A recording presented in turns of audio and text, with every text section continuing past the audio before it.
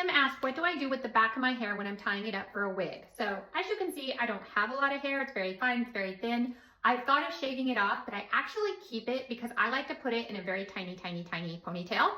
And that does help keep my wig grip down because my head's pretty flat and my wig grip always wants to kind of go up and I don't like that. So I keep the hair just so my wig grip stays secure. But I like these little rubber bands. So I have two methods that I'm going to show you. I like these little rubber bands. This is my priority way of doing it. And I just take this hair. I don't even need to brush it. I just don't even have enough to worry about. I bring it into this tiny little ponytail down very low. And then I like to just kind of double it up a little bit like that. And then I just pull it tight. Okay. And then I'll put my wig grip on. Always make funny mouth movements when I put on my wig grip. And so now you can see that's under there and this just holds it in place, which is very nice. I'm going to show you with two different wigs because Kim mentioned that you can feel that in your wig and she doesn't really want it to show. This is Paige and she's a low density wig, and so that's why I wanted to show you.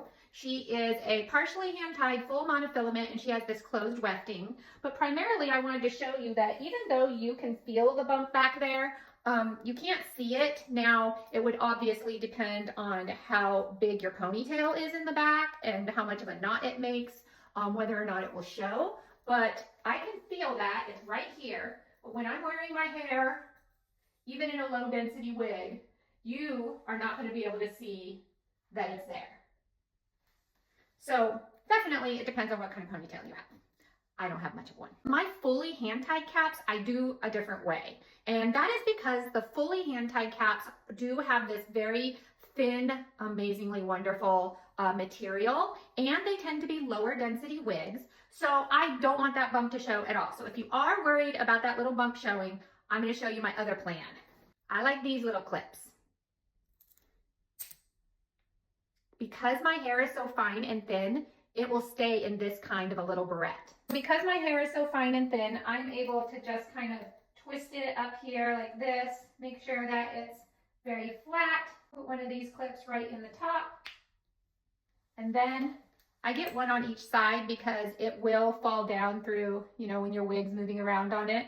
So I'll just pull the hair like this, clip it down.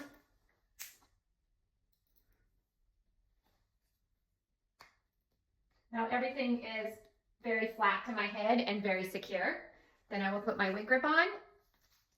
Sometimes I don't wear a wig grip if I'm going to tape it on top or just don't want to mess with a wig grip. I don't even put that on. And then this is Stella from Belle Tress. She is fully hand tied.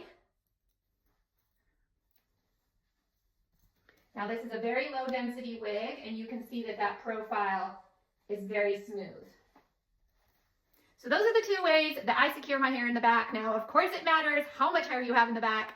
I have very little, so it's quite easy for me, but I hope that that offers you some solutions.